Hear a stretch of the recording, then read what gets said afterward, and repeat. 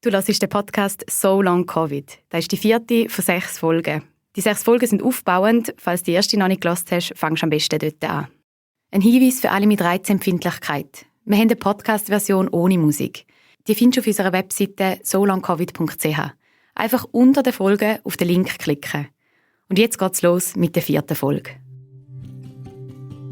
Es gibt Schmerz, der eben nicht entsteht aufgrund einer körperlichen Verletzung und trotzdem genauso echt ist. Es ist Wahnsinn, oder? Wenn plötzlich jemand sagt, hey, es ist wie nicht einfach, aber du kannst es entlernen. Du hast es selber gemacht, das zu entlernen. The hope is not an illusion. It's not wish thinking. It is actually founded and grounded in what we know from science and empirical evidence. Und bei mir hat es wie so angefangen mit dem Wissen, also wirklich wie so das Verständnis. Und dann habe ich angefangen, mich mit diesen Ansätzen zu beschäftigen. Und das würde ich wirklich sagen, dort hat sich alles gedreht.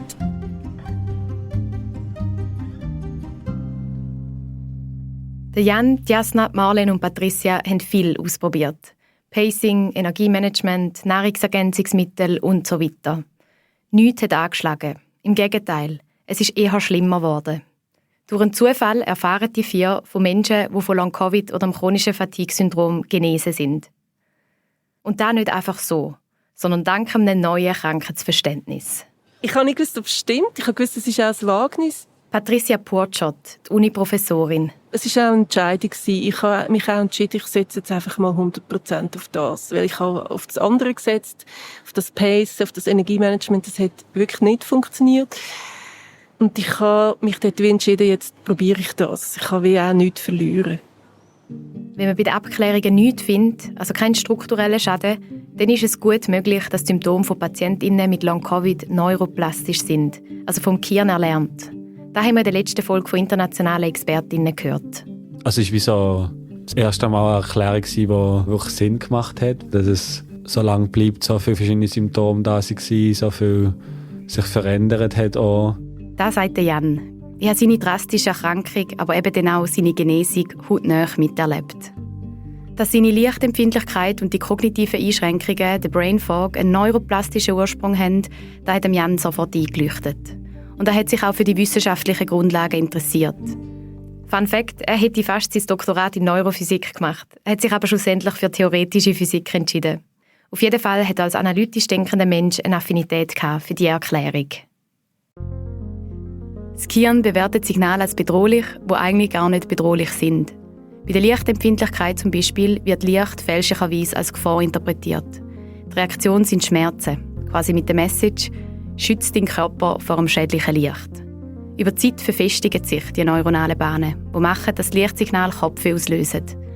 Licht wird zu einem Trigger. Das nennt man klassische Konditionierung. Und es ist einer der Mechanismen, die Symptome chronifizieren. Neuroplastische Symptome sind quasi ein chronifizierter Fehlalarm, den man aber verlernen kann.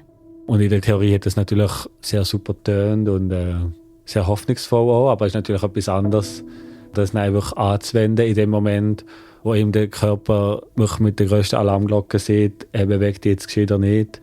Dann sich anders zu verhalten, hat natürlich schon grosse Überwindung gebraucht. Und es ist nicht nur sein Körper, der Jan sagt, hey, beweg dich jetzt geschieht er nicht. Also ich habe mir quasi wirklich die Empfehlungen von der Klinik widersetzt und wie so genau das Gegenteil gemacht, was die Oberärztin dort empfohlen hat. Auch Patricia merkt, sie muss es für sich anders machen, als ihr empfohlen wird. Das war manchmal schwierig, dass man es halt wie aushalten muss. Oder dass, wenn zum Beispiel die Physiotherapeutin, die ich sehr geschätzt habe, ständig Angst hatte, dass ich zu viel mache und dass ich crashe. Und weil sie halt in dem anderen System gelaufen ist und aus sehr guten Gründen, wenn man von ihr her denkt, befürchtet hat, ich übernehme mich und ich schätze mich falsch ein. Für Jan und Patricia wird immer klarer, wir müssen einen eigenen Weg finden. Sie versuchen, sich abzugrenzen von der hoffnungslosen Prognose und den Sorgen der anderen. Sie versuchen, aus den Therapien, die sie machen, einfach da rauszupicken, wo sie hilfreich finden. Und alles andere mache ich mit mir und vor allem mit dem Internet. Also glücklicherweise habe ich dort Zugang gehabt und glücklicherweise kann ich gut Englisch, weil sonst wäre es sehr schwierig gewesen. Wo der Jan vom neuroplastischen Ansatz erfährt, ist er in der Reha-Klinik. Er ist mega schlecht zu Weg. Er kann kaum 5 Minuten telefonieren. Er isst im Klinikzimmer und wird im Rollstuhl zu den Therapiestunden gefahren. Die Symptome bestimmen seinen ganzen Tag. Sie haben das Zepter in der Hand. Und da weiss ich noch, das war der Moment, wo ich mir eigentlich vorgenommen habe, am Nachmittag zu duschen. Aber die Symptome drücken dann zu Boden. Wie schon zum 1000. Mal nach zu viel Bewegung spürt er eine grosse Schwere im ganzen Körper, als würde er eine Gewichtsdecke mit sich herumtragen. Duschen? Eigentlich unmöglich. Wenn er jetzt gleich duschen geht, wird er crashen. Bis jetzt war es so, dass, wenn ich dann trotzdem etwas gemacht habe, ist es nur noch schlimmer gekommen. Ich habe jetzt aber gedacht, jetzt lasse ich nicht mehr auf das und gehe jetzt duschen. Laut dem neuen Krankheitsverständnis muss es nicht unbedingt so sein, dass es ihm nachher schlechter geht. Er nimmt all seinen Mut zusammen. So, jetzt probiere ich das einfach aus.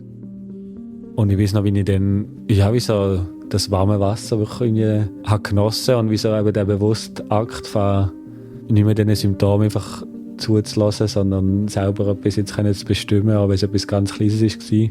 Für den Jan fühlt es sich fast ein bisschen an wie ein munzig kleiner Akt von der Rebellion. Gegen die Symptome und gegen alle Empfehlungen. Er geht duschen, auch wenn sein Körper ihm mit dem grössten Alarmsignal sagt, mach das nicht. Und dann ist es eben einfach passiert, dass anstatt das Symptom schlimmer zu kommen, ist es dann im Verlauf am Nachmittag eigentlich ist es ein bisschen verflüchtigt. Die Symptome sind nicht schlimmer geworden. Und der Jan hat den ersten kleinen Beweis, dass das stimmen mit dem neuroplastischen Ansatz. Eine erste kleine korrigierende Erfahrung, wie man in der Medizin so schön sagt. Und es war wie so ein Befreiungsschlag. Also ab dann habe ich wie so mir selber das Zepter in der Hand gehabt. Ja, das war ein sehr einschneidender Moment, wie so die neue Freiheit zu spüren. Ich bin Zita Bauer und das ist der Podcast «So Long Covid». 1, 2, 3. Die 4. Folge. Wir haben gehört, dass es möglich ist, dass das Gehirn Symptome produziert, auch wenn strukturell nichts oder nichts mehr kaputt ist. Und dass es auch möglich ist, die chronischen Symptome wieder zu verlernen. Wie genau das gehen soll, das schauen wir in dieser Folge an. Wir starten mit einem kleinen Experiment, um das zu veranschaulichen. Also. Das ist im Januar 26. Der Jan und ich sind im tiefen Winter in Norwegen. Wir stehen auf einem Floß am Hafen. Es hat auch eine Sauna hier. Es ist 3 am Nachmittag und die Sonne ist schon hinter den Bergen untergegangen. Wir stehen hier in der Badhose, draussen, auf Eis. Meine Füße sind schon ein bisschen am Gefrieren. Es ist etwa wie kalt, -5, -10, irgendwie so etwas. Wie kalt das Wasser ist, weiss ich nicht, aber sicher kalt. Und ich gehe jetzt Eisbaden. Geh Eisbaden also. Okay. 1. Lass mein Handy nicht ins Wasser fallen. Ist gut? Ist gut. 1, 2, 3. Oh mein Gott. Oh mein Gott. Das ist das Einzige, was ich gerade noch rausgebracht habe. Wenn man sich nicht gewöhnt ist, so wie ich, dann ist es richtig unangenehm, in eiskaltes Wasser zu gehen. Ich weiss, dass es mir als gesunde Person eigentlich nicht schadet. Im Gegenteil, es soll gesund sein. Der Körper aber reagiert sofort mit Alarmsignal. Es nimmt mir den Schnuff, die Muskeln spannen sich an, das Herz rast. Das kalte Wasser wird als Gefahr wahrgenommen. Mein Körper sagt mir, raus. Diese Reaktion läuft automatisch ab, unbewusst. Über die Zeit, mit viel Trainieren, kann ich die unbewussten Alarmsignale aber beeinflussen. Ich kann meinem Körper beibringen, das eiskalte Wasser ist keine Gefahr. Du kannst entspannt weiter schnaufen.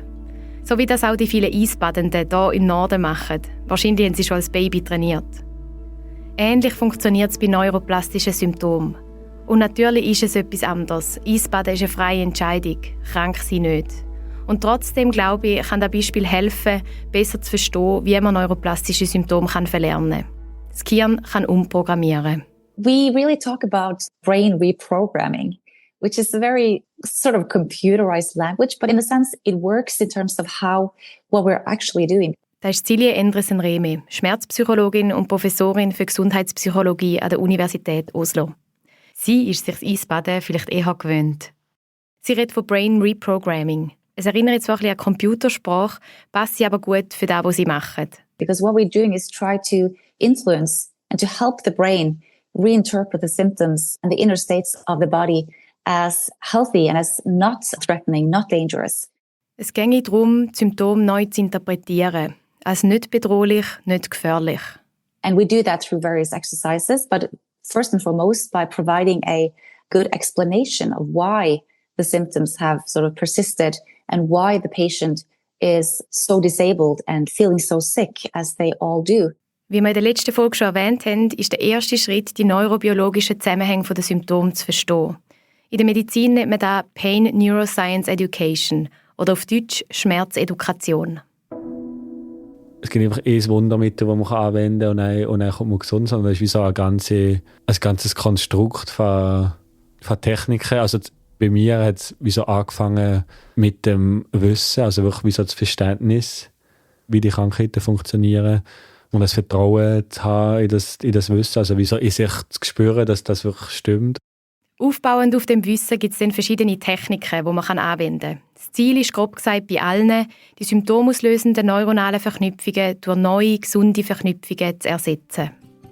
Wenn man schwer krank ist und sich fast nicht mehr bewegen kann, wie Jan und Patricia, kann man zum Beispiel anfangen mit Visualisierungen. Im Spitzensport schafft man im mentalen Training schon länger damit. Und jetzt hat man das Potenzial von Visualisierung auch in der Schmerztherapie entdeckt. Man sitzt oder liegt her, macht die Augen zu und erinnert sich an eine konkrete Situation, wo der Körper gesund war, wo er sich bewegt und gut angefühlt hat. Auch teilweise Visualisierungen von dem, was ich wieder will. Also ich habe mir eben immer vorgestellt, ich will wieder in der Aare schwimmen. Also, und das macht man dann so ganz mit Haut und Haar. Also, dass man sich so das versucht vorzustellen, wie fühlt sich das an auf der Haut und überhaupt in der Bewegung. Dort, wo es möglich ist, versucht Patricia, sich es nicht nur vorzustellen, sondern es tatsächlich auch wieder so zu machen wie früher noch. Also zum Beispiel beim Duschen war das so, dass ich eben nicht mehr quasi gesessen bin beim Duschen, mich ganz langsam geduscht habe, sondern dass ich wieder die Bewegungsabläufe aufgenommen habe. Dass ich mich so geduscht habe wie früher. Mit der Idee, dass das ein gewisses Gedächtnis abruft im Körper, wo dann signalisiert bekommt, es ist wieder gut. Es ist wieder, ich kann wieder zurück in den Alltag. Das habe ich hilfreich gefunden. Was ich dann auch noch gemacht habe, ist wie so quasi wie das Nervensystem austricksen und in die Bewegung hineingeben in einem ganz anderen Kontext. Zum Beispiel, anstatt einfach weiter zu laufen, halt ein bisschen zu der Musik tanzen. Laufen hat beim Jan schlimme Symptome ausgelöst. Darum hat er probiert, auf eine andere Art in eine ähnliche Bewegung hineinzukommen. Statt das Laufen zu trainieren, fängt er also an, im Klinikzimmer zu tanzen. Statt Krafttraining surft er auf einer Pilatesrolle. Mit Visualisierungen von schönen Erlebnissen und einem neuen Umgang mit den Trigger kehrt wieder mehr Freude und Zuversicht in sein Leben zurück. Jedes kleinste Ding, das Jan wieder konnte, zum Beispiel im Stehen Zähne putzen, haben wir zusammen gefeiert. An dieser Stelle ist es wichtig zu sagen, dass wir hier nicht ins Detail von allen Therapiemethoden und ihren Anwendungen gehen können. Und sie wirken je nach Mensch auch unterschiedlich. Auf unserer Webseite haben wir aber eine Auswahl an Ressourcen von Fachpersonen zusammengestellt. Es gibt aber eine Technik, die sich besonders bewährt, laut den ExpertInnen und den Betroffenen, die ich mit ihnen geredet habe. Und das ist Somatic Tracking. Beim Somatic Tracking geht es darum, die Empfindungen, also die Schmerzen, die Symptome und auch die Emotionen, die aufkommen, nicht zu verdrängen oder zu kontrollieren. Ihnen nicht mit Angst oder Vermeidung zu begegnen, sondern mit einer ergebnisoffenen und neugierigen Haltung. Man versucht, die Symptome als etwas Interessantes anzuschauen, was das Gehirn produziert hat. Und wenn man das über längere Zeit immer wieder macht, dann kann man die neuronalen Verknüpfungen, die Symptome auslösen, verändern. Das Uminterpretieren von Symptomen war auch ein grosser Teil von Jan in seiner Genesung. Ein Symptom, das er immer wieder hatte, ist eine grosse Unruhe im Körper. Ein innerliches Flattern, Flimmern und Blubbern. Und diese Symptome habe ich mir dann wirklich auch vorgestellt, dass ich in einem Whirlpool sitze. Anstatt dass das jetzt etwas Nerviges ist, was so weggeht, habe ich es wie quasi noch interessant gefunden, dem zuzugucken quasi. Und wie spannend das ist, dass eben das Hirn so Sachen kann hervorrufen kann. Wie sobald man das kann lösen von der Idee, dass das etwas Schlimmes bedeutet, dass das etwas bedeutet, dass der Körper strukturell kaputt ist, kann man sogar Gefallen finden an diesen Empfindungen. Eben, dass es eigentlich eine gratis Whirlpool-Session ist.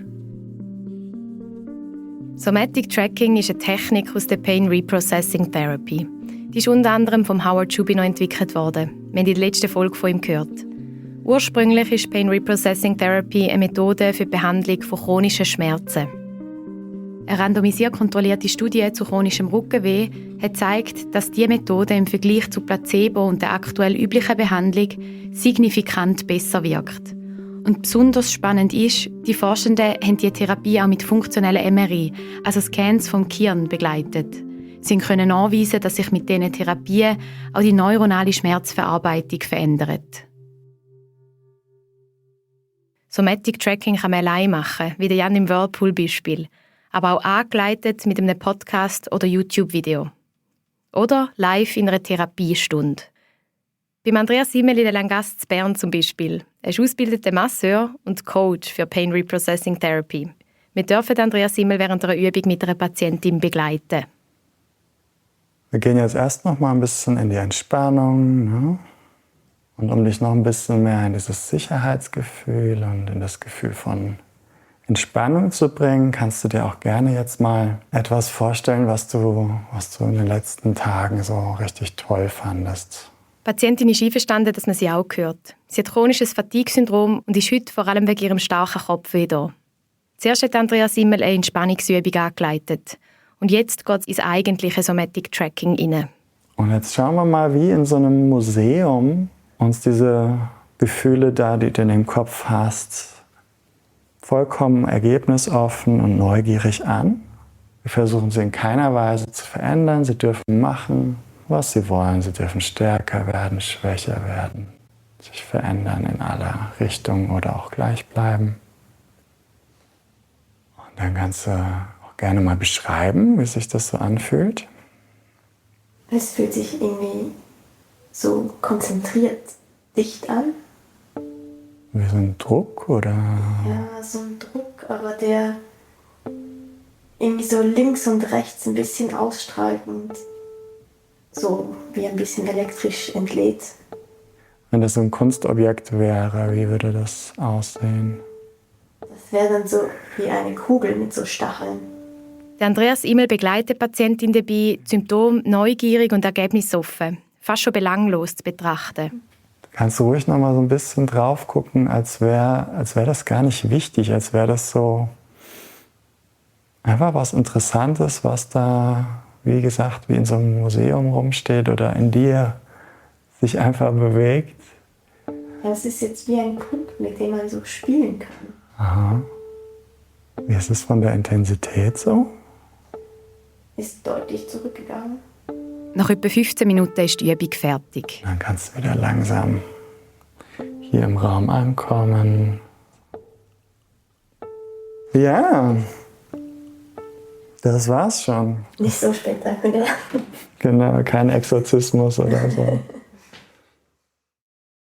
Der Jan hat mehrmals pro Tag Somatic Tracking gemacht. Angeleitet mit einer App, quasi in Selbsttherapie.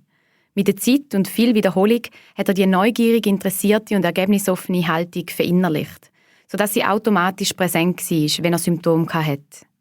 Die Lichtempfindlichkeit ist beim Jan mit dem Wissen von neuroplastischen Symptomen und Techniken wie im Somatic Tracking nach etwa 3 Wochen verschwunden und auch nicht mehr gekommen. Es kann schnell gehen. Bei anderen Symptomen ist es aber mehrere Monate gegangen, bis sie ganz verlernt waren. Das Uminterpretieren von Symptomen braucht Durchhaltevermögen. Das habe ich auch als Angehörige gemerkt. Ich bin selber manchmal ungeduldig geworden. Ganz am Anfang habe ich es auch noch nicht richtig verstanden. Ich weiss noch, wie ich den Gedanken hatte, okay, jetzt weiss der Jan ja, dass die Symptome vom Nervensystem erlernt sind, dass strukturell nichts kaputt ist. Dann kann er es ja jetzt einfach umsetzen. Einfach die Angst verlieren und wieder die Stege hochlaufen. Aber das ist falsch. Die Symptome werden durch neuronale Bahnen ausgelöst, die man nicht einfach so kontrollieren kann. Und wenn die Bahnen mal gefestigt sind, dann werden die schlimmen Schmerzen und die erdrückende Fatigue auch immer wieder ausgelöst. Man ist auch mit der Diagnose neuroplastisches Syndrom noch ernsthaft krank. Aber es verändert etwas zu wissen, dass die Symptome an sich nicht auf einen irreparablen Schaden hinweisen. Man kann dann anders auf sie reagieren und merken, dass sie sich auch nicht immer gleich verhalten. So war es beim Jan. Und um das zu verstehen, hat es mir geholfen, bei etwas anzuknüpfen, das ich selber kenne. Beim Eisbaden zum Beispiel. Wir kommen zurück zu meinem kleinen Experiment. Meine Füße sind schon gestorben. Ich stehe auf dem obersten Stegentritt, wo ins eiskalte Wasser führt. Irgendwo in der Nähe hat es eine Baustelle. Es brummt im Hintergrund. So, jetzt kann mich nichts mehr abhalten. Jetzt gehe ich rein. Und eben, wenn ich probiere, ist, mir zu sagen, das Wasser, weil das schadet mir ja nicht, sondern im Gegenteil, man sagt ja, es ist gesund, das zu machen. Und wenn ich jetzt versuche, ist eben so ein bisschen Somatic Tracking, im Sinne von mit einer neugierigen Haltung daher und einfach so zu schauen, hey, was sind da für Empfindungen und wie fühlt sich das an? Und mir wie so mit zu beruhigen und zu sagen, hey, das schadet mir nicht, das tut mir sogar noch gut. Und ist sogar noch interessant. Das probiere ich jetzt. Also, wir probieren es. Es ist ganz interessant.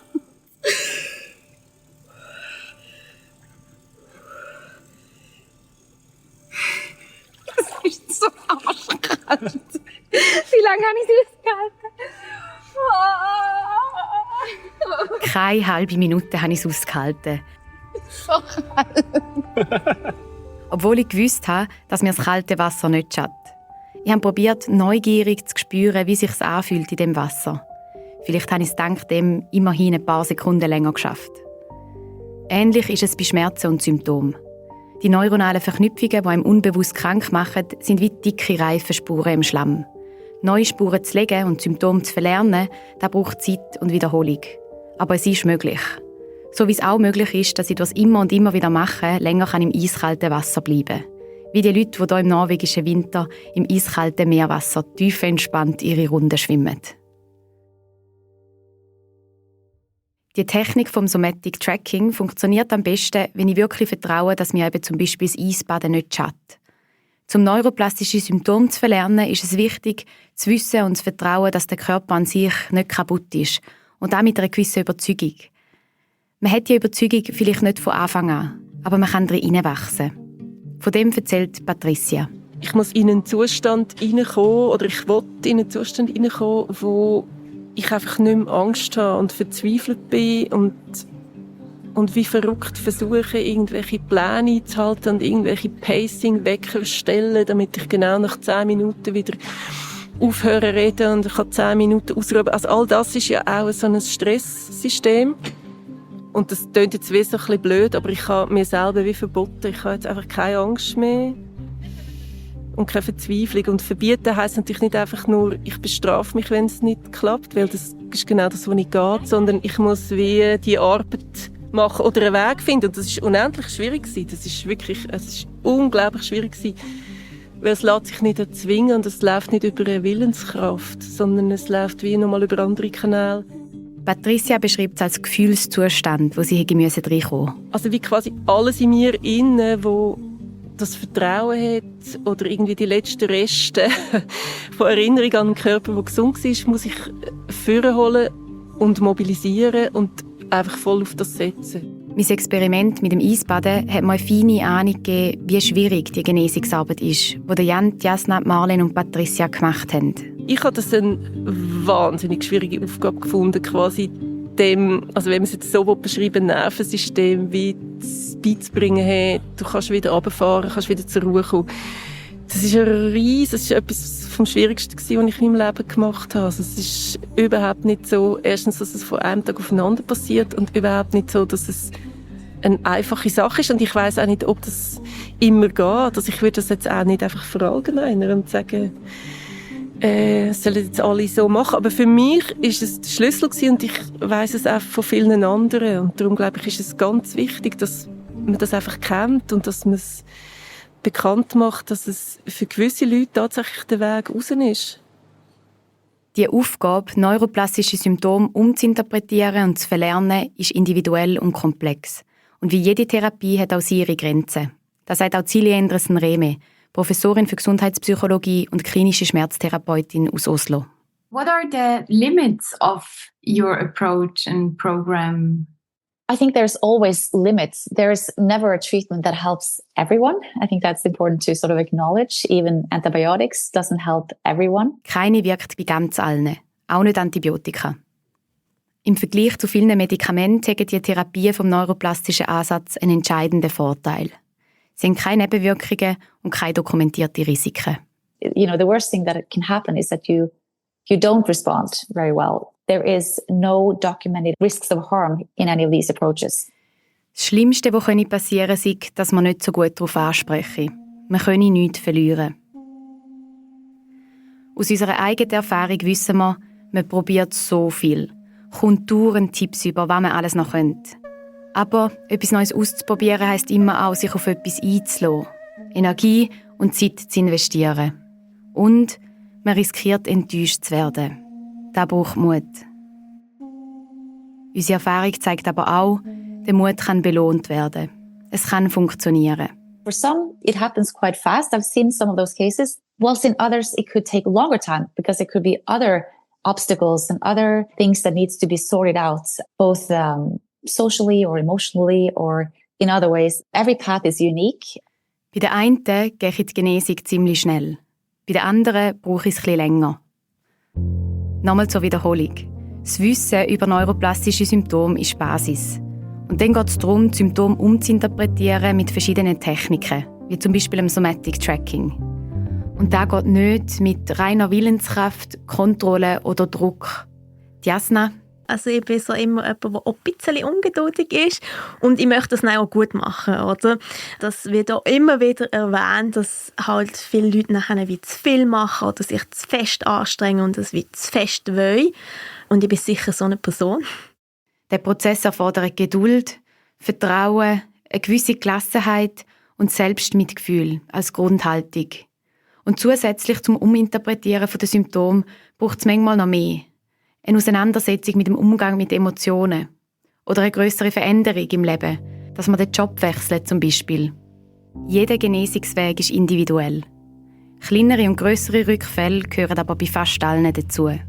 Die Rückfälle kann ich da wahrscheinlich nicht aufzählen.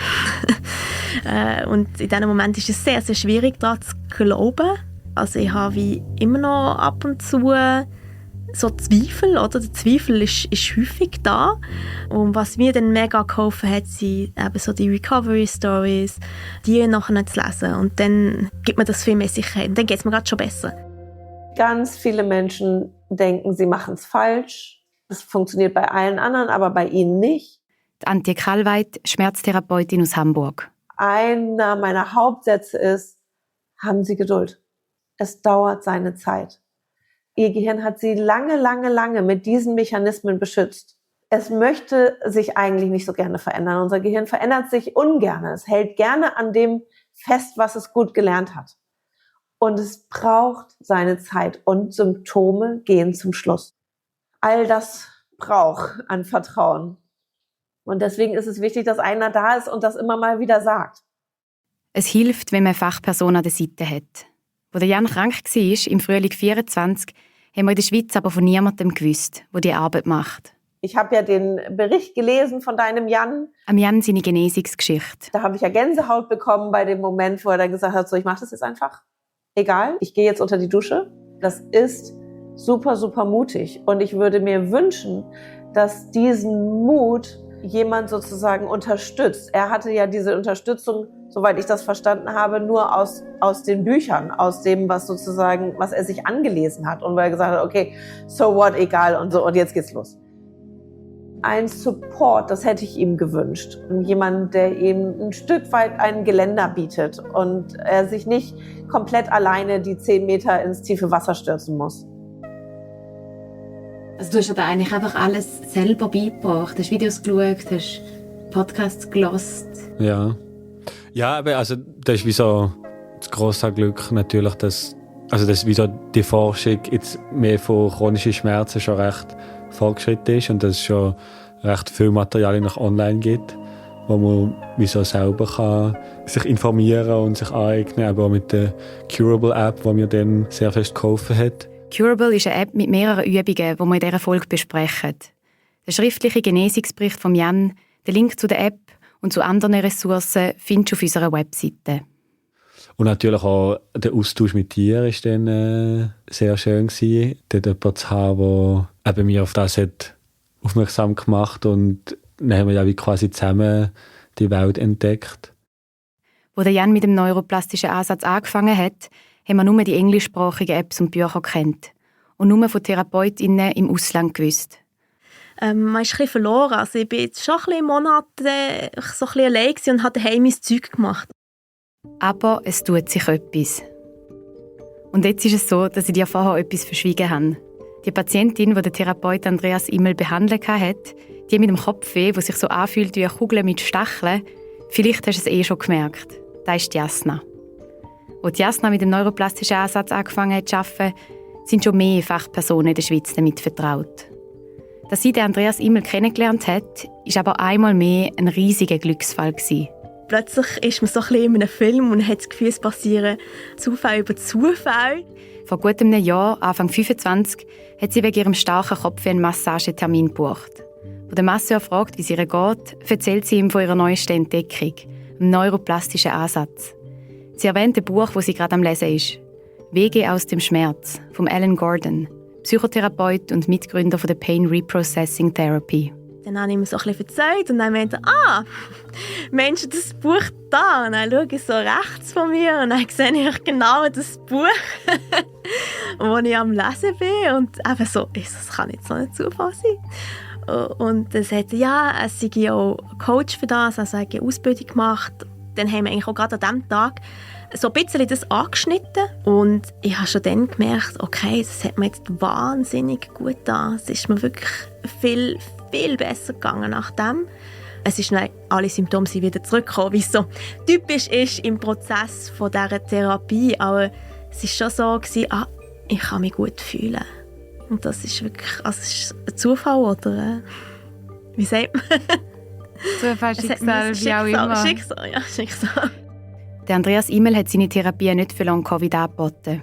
Wie wir schon gehört haben, ist Pain Reprocessing Therapy für chronische SchmerzpatientInnen entwickelt worden.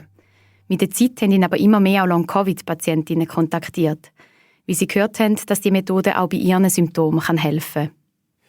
Und weil auch die Studienlage immer besser wird und das unterstützt, dass den Leuten geholfen werden kann, habe ich gesagt, wir können es gerne probieren.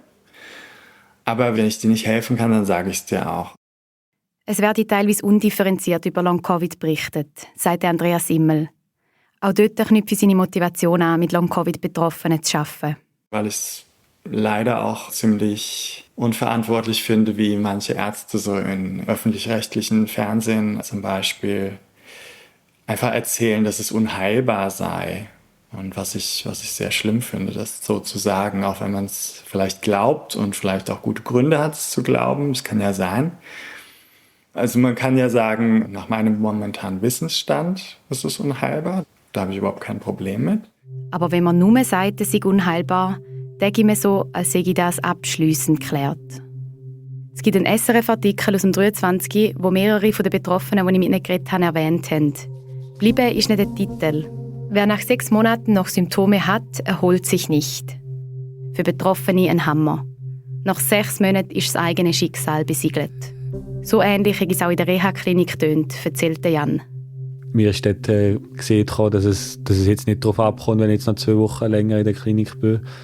Weil bei so einem schlimmen Fall redet man nach von Jahren. Kleine Klammern, die Reha-Klinik Geiss hat zu dem und allen anderen Zitaten im Podcast nicht Stellung nehmen.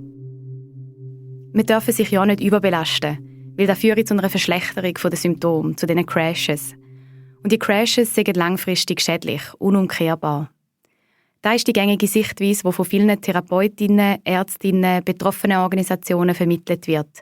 Auch in vielen Medienberichten wird Long-Covid so erklärt. Und meiner Theorie zufolge ist genau dieses Mindset das, was die Symptome einfach noch stärker machen kann oder sogar mit am Leben halten kann.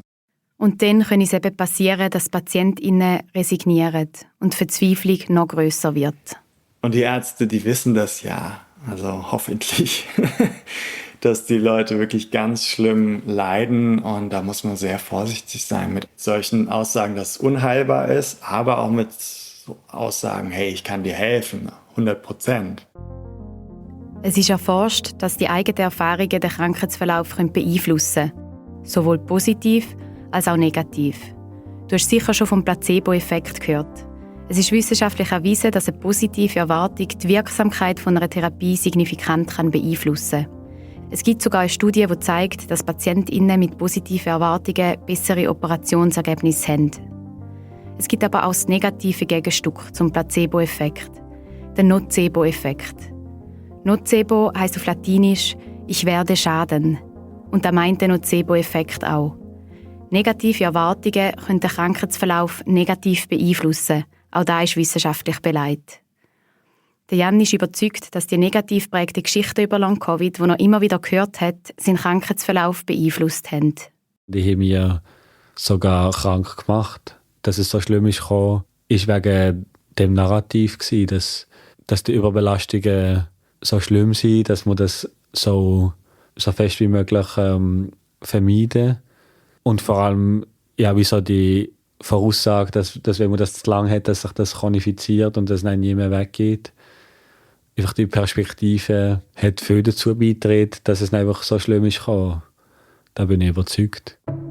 Die Annahme, dass die Symptome eine grosse Gefahr darstellen, die Annahme, dass Crashes strukturelle Schäden hinterlassen im Körper, halten den Alarmzustand vom Nervensystem aufrecht. Entsprechend hat Jan sein Verhalten angepasst. Er hat auf jede Verschlechterung fokussiert, sich möglichst geschont und Anstrengung vermieden. Geht man vom neuroplastischen Ansatz aus, werden durch dieses Verhalten die krankmachenden neuronalen Bahnen noch mehr verstärkt. Ein Teufelskreis. Chronifizierung der Symptome ist in dem Sinn ein Lernprozess vom Gehirn- und Nervensystem. Wie wir jetzt aber wissen, können die neuroplastischen Symptome auf dem umgekehrten Weg auch wieder verlernt werden.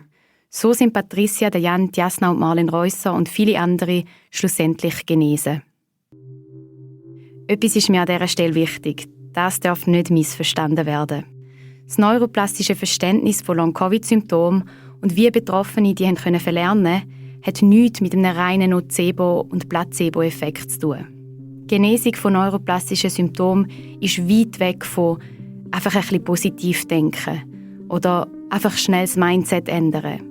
Oder wie Patricia sagt, es ist eine schreckliche Krankheit und es geht überhaupt nicht darum zu sagen, das bildet man sich ein und wenn man dann mal merkt, man hat sich eingebildet, dann kann man sich wieder ausbilden und die Sache ist gelaufen. Es ist wirklich, also die Symptome sind real und die Schmerzen sind real und die Einschränkungen sind real und sie sind schrecklich. Es geht darum, neue neuronale Verknüpfungen zu schaffen.